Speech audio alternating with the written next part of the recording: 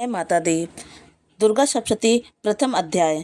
श्री मार्कंडेय जी ऋषि बोले, मैं भगवान सूर्य के पुत्र सांवरी के उत्पत्ति की कथा विस्तार से कहता हूँ। आप ध्यान से सुनिए। सूर्य की छाया स्त्री से उत्पन्न सांवरी जगत जननी महामाया की कृपा से जैसे जैसे मन्वंतर का अधिपति बना, वह कथा सुनिए।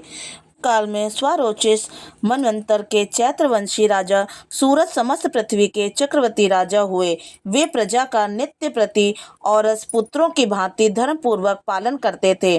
तो भी यवन राजाओं से राजा सूरत की शत्रुता हो गई। दुष्ट दलन राजा सूरत से उनका भयंकर युद्ध हुआ और थोड़ी सेना व कोष होने पर भी यवन राजाओं से सूरत को हरा दिया। तदंतर राजा अपने नगर में आराज्य करने लगा तो भी अन्य शत्रु राजाओं ने राजा सूरत पर चढ़ाई कर दी और नगर में भी दुराचारी मंत्रियों ने राजा का कोष, सेना तथा समस्त वस्तुएं छीन ली। तब राजा सूरत हंसकर अकेला ही घोड़े पर सवार होकर शिकार खेलने के बहाने घने वन में चला गया। वहां उन्होंने महर्षि मेधा का सुंदर आश्रम देखा तो हिंसक सिंह आदि तथा शिष्यों मुनियों से सुशोभित था। वहां बैठे हुए महिषी मेघा को राजा सूरत ने नमस्कार किया और मुनि से उचित सत्कार प्राप्त कर कुछ काल तक इधर उधर विचारता हुआ उसी आश्रम में रहा। कुछ समय के उपरांत फिर वह अपने राज्य तथा प्रजा के संबंध में चिंता करने लगा कि जिस राज्य को मेरे पूर्वजों ने भली भांति चलाया और प्रजा का पालन किया, वह आज मुझसे दूर चला गया। वे दृष्ट भृत्यगण राज्य का संचालन धर्म नीति के अनुसार कर रहे होंगे या नहीं, और मेरा प्रधान हाथी भी शत्रुओं के वश में हो ना जाने क्या क्या कष्ट भोगता होगा। और जो आज्ञाकारी अनुचर नित्य प्रति प्रसन्नता पूर्वक धन और भोजन प्राप्त करते थे, अब उन दुष्ट राजाओं के आश्रम में रहकर कष्ट पाते होंगे और मंत्रीगण राजकोष को कुमार्ग में व्यर्थ ही अपव्यय करते होंगे।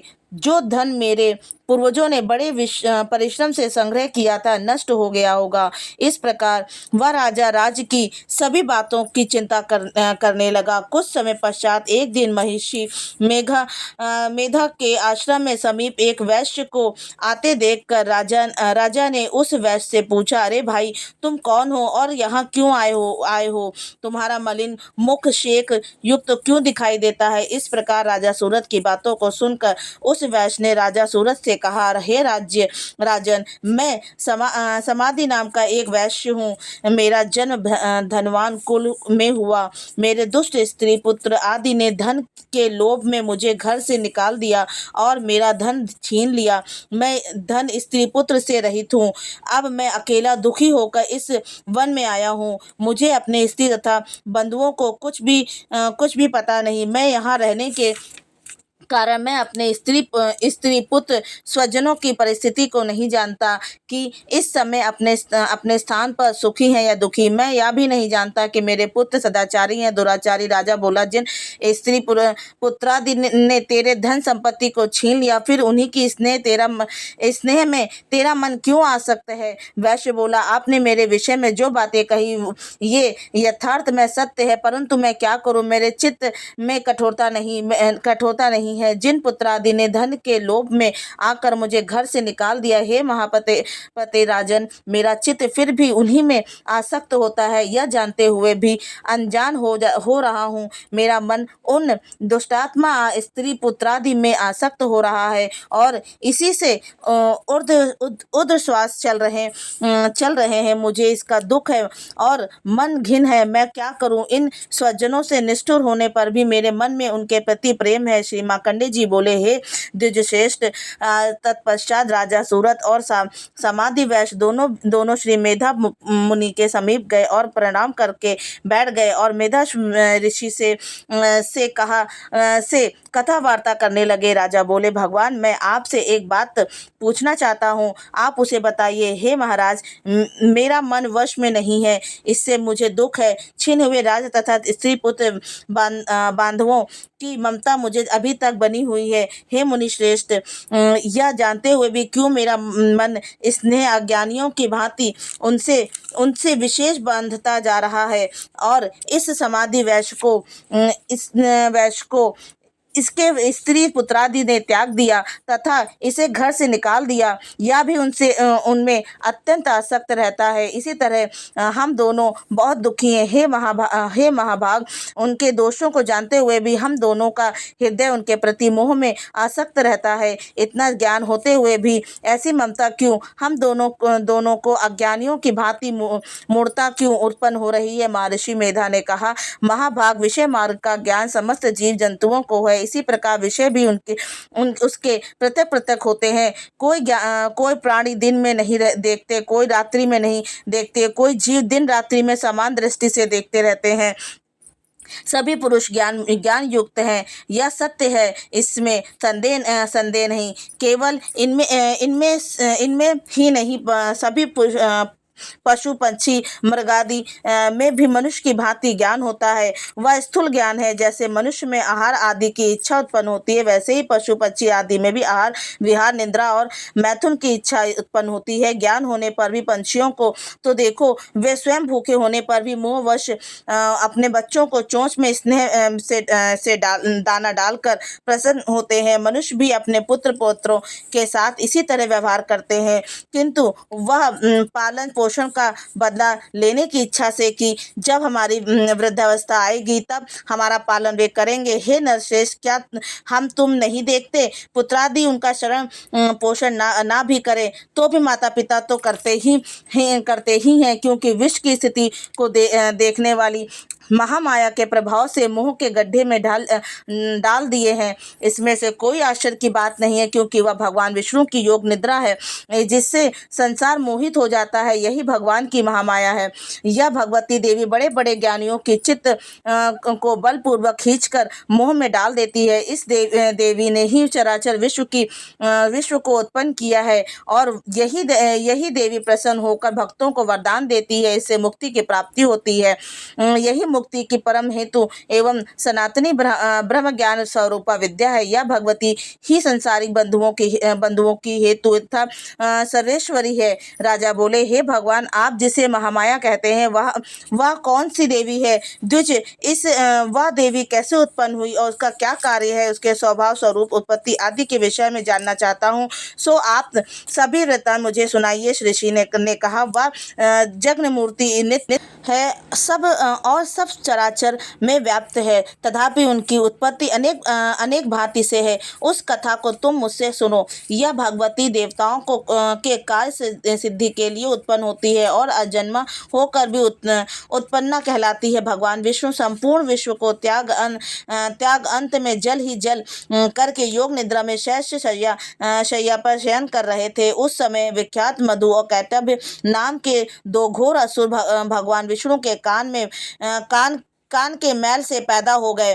ब्रह्मा जी को मारने को तैयार हुए। वहीं ब्रह्मा जी विष्णु भगवान के नाभि कमल में स्थित थे। उन दोनों भयंकर असुरों को मारने हेतु आते देखकर और भगवान विष्णु को सोता हुआ देखकर ब्रह्मा जी योग निद्रा के प्रसन्नार्थ एकाग्र मन से स्तुति करने लगे, ताकि भगवान विष्णु के नेत्रों से भगवती योग माया अपना प्रभाव हटा ले और भगवान जाग पड़े। वह योग माया विश्वेश्वरी जगन्माता स्थिति संहार करने वाली भगवान विष्णु की अतुल्य तेज वाली निद्रा स्वरूपा अनुपम शक्ति है। ब्रह्मा जी बोले, महामय, तुम स्वाहा देवताओं को पालने वाली हो, तुम स्वदा पितृवेश्वरों का पोषण करने वाला मंत्र हो, तुम ही वैश्टकार स्वर इंद्र को यज्ञ भागा पहुँचाने वाला मंत्र हो, अमृत भी तुम ही हो तथा नित्य अर्थ मात्रा व्यंजन भी आप ही हो। हे देवी, तुम ही संध्या सावित्री और संसार की जननी उत्पन्न करने वाली हो, और हे मातेश्वरी, आपने ही सारे संसार को धारण कर रखा है तथा इस विश्व को रचने वाली आप ही हो। हे देवी, तथा विश्व का पालन और संहार करने वाली आप ही हो। रचना काल में सृष्टि रूप तथा पालन काल में स्थिति स्वरूपा आप ही हो। हे जगन्मय, इस विश्व में संहार काल में आप संहार स्वरूपा हो। आप महाविद्या, महामाया, महामेधा, महास्मृति और महामोहा, महादेवी, महासुरी हो। हे मातेश्वरी, आप ही समस्त चराचर के तीनों गुणों सत्व रज तम को उत्पन्न करने वाली प्रकृति हो। आप ही काल रात्रि, भयंकर यम रूप, महारात्रि, प्रलय स्वरूप तथा दारुण मोहरात्रि, विश्व को मोहने वाली हो। आप ही ईश्वरी और बुद्धि को बोध स्वरूपा हो। लज्जा, पुष्टि, तुष्टि, शांति, क्षमा आप ही हो। और हे मातेश्वरी, आप खंड, शूल, खोर, गदा, चक्र, शंख, धनुष, बाण, भूषुंडी, परिघ आदि शस्त्रों को धारण करने वाली हो। हे देवी, आप ही सौम्य सौम्यंतर हो तथा संसार में आप ही अति सुंदर हो। पर तथा अपरों में श्रेष्ठ तुम ही परमेश्वरी हो। अखिलात्मिके सत्य और असत्य जो कुछ जहाँ है उन सबकी शक्ति आप ही हो। मैं आपके कैसे प्रार्थना करूं जो इस विश्व की रचना, पालन और संहार करता है। उन भगवान विष्णु को आपने अपनी निंद्रा के वश में कर लिया है। फिर भला बताइए और कौन अपनी प्रार्थना करने में समर्थ है, जबकि आपने भगवान विष्णु, ईशान, शंकर तथा मुझसे यह शरीर ग्रहण कराया है। अतः कौन मनुष्य या देवता आपकी स्तुति करने में समर्थ है। आप तो अपने प्रभाव से स्वयं प्रशंसित हो। मधु और कैटभ नाम के इन महादुष्टों को अब आप मोह लीजिए और जगदीश्वर भगवान विष्णु को जगाइए। इन दोनों महान असुरों को संहार करने के लिए भगवान को बुद्धि दीजिए। ऋषि बोले, इस प्रकार जब ब्रह्मा जी ने मधु और कैटभ असुरों के संहार के लिए तथा भगवान विष्णु को जगाने के लिए तामसी देवी की प्रार्थना की तो उसी समय भगवान विष्णु के नयन, मुख, नासिका, भुजा, हृदय और वक्ष स्थल से निकलकर अव्यक्त अजन्मा योग माया ब्रह्मा जी के सम्मुख उपस्थित हो गई और योग निद्रा से मुक्त होने पर भगवान जनार्दन जाग पड़े। तदंतर भगवान विष्णु ने उन महापराक्रमी वीरवान मधु और कैटभ असुरों को देखा। ब्रह्मा जी को खा जाने के लिए उनकी आंखें रक्तवर्ण हो रही थी। तब भगवान विष्णु ने शेष शैया से उठ उन असुरों से 5000 वर्ष तक बाहुयुद्ध किया। अति बलशाली और उन्मत्त दोनों असुरों को महामाया ने मोहित कर रखा था।